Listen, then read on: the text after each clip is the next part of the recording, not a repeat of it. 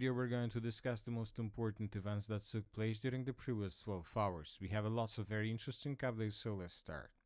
And first we're going to talk about Kiev because we had very interesting statement that was made by Andrei Sibiga, the Minister of Foreign Affairs.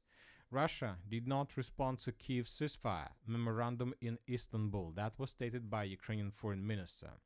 Russia did not respond to our document which sets out Ukraine's vision for ending the war. We sent it in advance of the meeting. During the meeting, our delegation asked the Russians what their thoughts were. They did not give any answer neither during the meeting nor after. We demand an answer from Russia. Every day of silence on their part justifies their desire to continue the war. And the Russian side put forward a set of old ultimatums that do not bring real peace closer. This contradicts Russia's previous promises, which were given in particular to the United States, that this week in Istanbul it would offer something realistic and feasible. He believes that the Istanbul format has turned into a meeting of the exchange of prisoners of war. And the most important statement, if the current meetings do not contribute to achieving peace, it becomes increasingly clear that a meeting of leaders is necessary. Most likely the Minister of Foreign Affairs of Ukraine was talking about a meeting between the President of Ukraine Zelensky, Donald Trump, and the President of the Russian Federation, Vladimir Putin. And the Russians made their own statement regarding the situation. A meeting between Putin, Trump, and Zelensky is highly unlikely in the near future, Kremlin spokesman Peskov stated, emphasizing that such talks would require prior technical arrangements. Another important updates are coming from the United States of America. According to information we have, the second person of Ukraine, Andrei Yermak, came with a visit to the United States of America, where he is going to talk about additional sanctions on Russia. Yermak came to the United States to complain about Russia and met with the U.S. Special Representative for Ukraine, Keith Kellogg. We discussed the situation on the front, the results of the meetings in Istanbul, the importance of strengthening sanctions against Russia, and defense assistance to Ukraine. I said that Russia is doing everything to keep the fire going, and this should be put to an end by force, because Ukraine has done everything to stop the war. But if Russia does not cease fire, we are forced to conduct operations and destroy their military potential. That was stated by Yermak. But if you ask my opinion, I believe that Ukraine sent their delegation with the purpose to explain the United States of America, to explain the Senate, how exactly did it happen that Ukrainians use satellites picture U.S. technologies, satellite pictures of the United States of America, intelligence information of the United States of America to attack Russia airfields with strategical bombers and to destroy the most important civilian infrastructure. We're talking about bridges that were destroyed in Kursk and Bryansk regions during the previous weekend. Obviously, this is a very huge problem that Ukrainians are trying to find a solution right now. Så hvis din far, han giver dig lov, tager du sig med mig i skoven.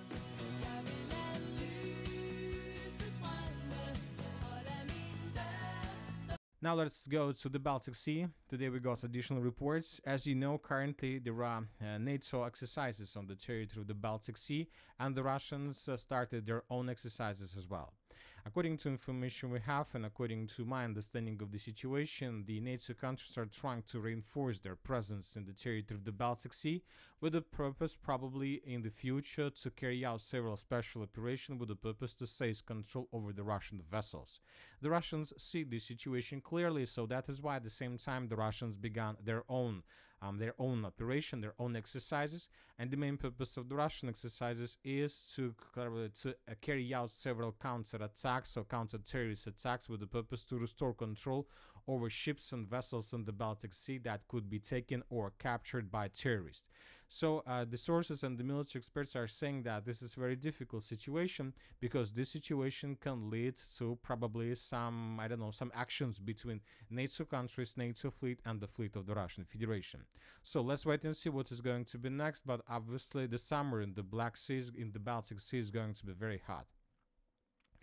Now let's go to the line of combat contact. We have lots of very interesting updates and details. And first we're going to talk about the Sumy direction, where the Russians continue their offensive operation and where the Russians another day in a row improved their positions and took additional territories.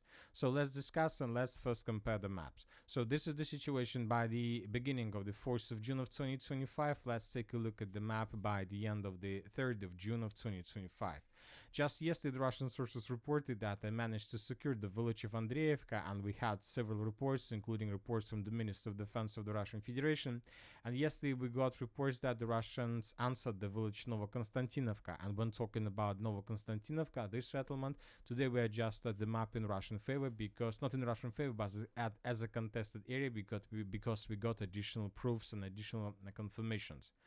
Furthermore, today the Russian sources published the video from the settlement of Vodolahia. So this is the video I'm talking about, and here we can see how exactly the Russians were attacking the settlement, how exactly the Russians were clearing this territory, forcing the Ukrainians to fall back. In lots of episodes, as usually, lots of destroyed vehicles, and of course, we have an episode with the Russian soldier that raised the Russian flag somewhere in the southern part of the settlement. Based on this video, we're not adjusting anything. We haven't adjusted anything because we adjusted the map several days ago based on the report of the Minister of Defense of the Russian Federation. But just now, the Russians shown us the proofs as well. So the Russians are about to finish the battle for the first defense belt. There are, as we discussed, there are just 3 villages left in front of the Russians. We're talking about Varachne, we're talking about the village of Yablunovka, and we're talking about the village of Yunakievka. As for the village of Kondratovka, there are very heavy clashes, and the Russian source reported that there are still Ukrainians inside of the area, inside of the settlement, and that Ukrainians most likely control the southern part of this village. Anyway, the Russians continue their offensive, and today several sources reported that this morning the Russians answered the northern part of the village of Yablunovka, and the Russians are about to force the Ukrainians to fall back from this area. And most likely the Ukrainians would be forced to fall back further in the southern direction, because the Russians, as you can see, have established complete FPV drone control over the road N07. During the previous 24 hours, the Russians published lots of videos how they were attacking Ukrainian vehicles and how the Russians were attacking Ukrainian drones. Because to destroy vehicles is just half of problems that the Russians can face during offensive operation. The most important is to destroy drones, and it is very important to destroy those drones that Ukrainians may use to supply and support their forces. And during the previous episode, we could see how the Russians destroyed the drone of Baba Yaga type that most likely was returning back to the positions of Ukraine after that drone, brought some reinforcements and arms or food to Ukrainians along the line of combat contact.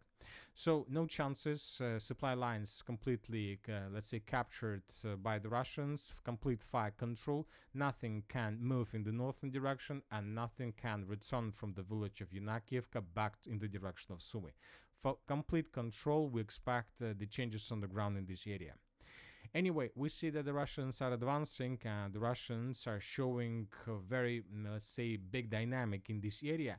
But the most interesting part of the Russian Sumy offensive operation is not, the progress on the ground from the Russian side. The most interesting part to me is the situation in the area of Tyotkina, where the Ukrainians from their side continue their offensive operation. For example, we can calculate the distance between the area of Russian offensive operation, in the vicinity of the city of Sumy, and the area of Ukrainian offensive operation in the area of Tyotkina. So the distance between these two areas is around 30 kilometers. Once again, the Russians are advancing in the direction of Sumy, and the Ukrainians from their side are trying to take under complete control the settlement of Tyotkina. And this is very strange, because neither the Russians nor the Ukrainians are doing anything to stabilize the situation on both directions. So the Russians are not sending their troops in the area of Tyotkina with the purpose to, stop Ukrainian offensive and to force them to fall back. The same situation we don't see from Ukrainian side. The Ukrainians are not sending their forces from this area in the direction of Sumy with the purpose to stabilize the situation here. When talking about Ukrainian attempt to attack, we continue receiving different updates about the units that are involved in this operation. For For example, the Ukrainians with the units of the 33rd Assault Regiment are attacking the Russians in the area of Tyotkino from the southwest. And according to information we have, during the previous 24 hours, the units of the 33rd Assault Regiment of the Armored Forces of Ukraine managed to improve their positions on the Russian side of the railways. So additional buildings were taken by Ukrainians. Furthermore, according to information we have, the units of the 225th Assault Regiment managed to improve their positions to the east of this settlement of Totkin and Popovo-Lizachi. So we're talking about these territories. And these territories used to be considered as a gray zone, as you can see, but today, according to reports that we got from 225th Regiment and according to this geolocation, we have adjusted the map. In this video, we can see how Ukrainians were clearing the territory around these three lines. So this stronghold was geolocated exactly in this place, and here we can see how Ukrainians were clearing one stronghold after another, how the Ukrainians were moving along the trenches and so on. So based on this video, we have adjusted this map. And furthermore, several mappers reported that units of 225th Regiment managed to improve their positions in the direction of the settlement of Zarya. So these two tree lines were taken by the Ukrainians according to different mappers.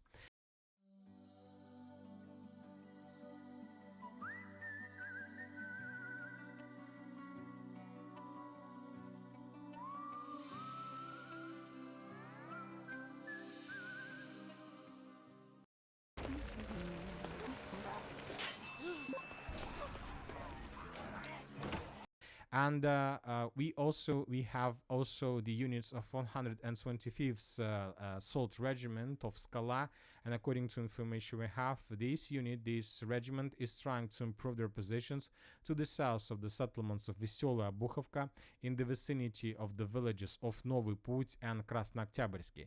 But when talking about this area, we just have reports from Russian side that Ukrainians suffer losses, but we don't have anything that can confirm let's say additional progress on the ground from the Ukrainian side. So once again, the Russians and Ukrainians are attacking each other almost at the same front line, but without any attempts to stabilize the situation. So it's very interesting because sooner or later both armies would be forced to begin close combat, most likely somewhere in this area, in the vicinity and around the villages of Yastrebina and Rikhi. As we discussed in the previous video, the Russians, after they finish the battle for the next defense layer, most likely will turn their offensive in the western direction to attack Ukrainians in Bilapolye basically from behind. And then most likely these two armies will face each other, will see each other face to face. Now let's move further and let's discuss the situation in the Sivers direction where the Russians continue their offensive operation. Almost every single day we are receiving more and more videos of how the Russians are destroy and attack Ukrainian positions around the village of Serebryanka, Grigorovka, and the most important, between the settlement of Siversk and Verkhnykamenskaya. So, and when talking about the city of Siversk, almost every single day we got another video how the Russians attacked and destroyed another stronghold or temporary deployment point. In this video we can see how the Russians, as a result of attack with the FAB 3000 or ADAP 1500, managed to damage or even destroy another building that Ukrainians used for the temporary deployment point. A bit further in the southern direction, we have lots of videos how the Russians with FPV drones were attacking Ukrainian positions in the southeastern part of the settlement. And we have another video along the road between the settlement of Ivano-Daryevka and the village of Verkhnykamenskaya. Here we can see how the Russian units were attacking Ukrainian strongholds in this area, trying to clear these roads with the purpose to ease the further progress of the Russians. So as for now, we see that the Russians are doing everything they can with the purpose to prepare the city of Siversk for offensive, but as for now, they are still very far from this. First, they need, as we discussed, to take on the complete control of this road between Verkhnykamensk and Ivano-Daryevka. This will allow the Russians to improve their logistics, and only after the battle for this road, the Russians would be able to start advancing further in the western direction. Obviously, the battle for Siversk is going to start very soon, but probably not in the months of June, or probably maybe if it starts in June, then let's say almost in the end of the June. Now let's move further and let's discuss the situation in the south in Konstantinovka direction, where the Russians are about to take under complete control the Kliban-Byksky pocket. During the previous 24 hours, according to information we have, the Russians continued their offensive operation and managed to improve their positions. At least the Russians managed to improve their positions along the western flank. This is the situation on the western flank by the end of the 3rd of June, and this is the situation by the morning of the 4th of June. The Russians took under control all these tree lines and fields, and we have proofs. In this video, we can see how Russians were attacking this territory using vehicles, infantry fighting vehicles and tanks, how the Russians were moving through the fields in the direction of Ukrainian positions, how the Russians were attacking Ukrainian forces, how the Russians were landing their infantry, and many other different episodes exactly from this area.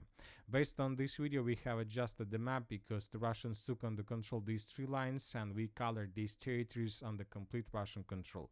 Furthermore, several pro-Russian resources confirm this information as well. So we see that the Russians are not going to stop their offensive operation from the southwest and from the west of the settlement of Yablunovka. On the other hand, the Russians intensify their activities with the purpose to get as close as possible to the villages of Yablunovka, Alexandra, Kalinovo from the southwest. Every single square kilometer in this direction means more chances for the Russians to cut and cauldron the Ukrainians in the rest of the Kliban-Byksky pocket straight to the south of Reservoir itself.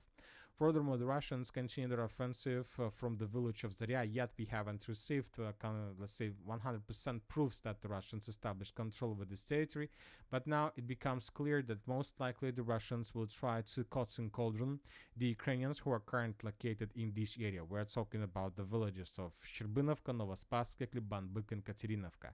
The Russians will be able to do this when they finish the battle for the western and the southern parts, the central parts of the Kliban-Byksky pocket by advancing from the southwest in the northeastern direction. So this is the situation in this area. When talking about the N32 road, we haven't received anything special. Most likely the front line was stabilized in this area as a result of, let's say, additional forces that were brought by the Ukrainians in this area. The Russians now use lots of drones, lots of equipment to attack Ukrainian positions, but as you can see, without any changes on the ground. And the same story we can see on the South Donetsk direction. The Russians are getting closer and closer to the village of Kamar, but as we can see, without any changes on the ground. And that's it for today. For the short video, military summary channel reminds we condemn any violence in the world. Thank you for your watching.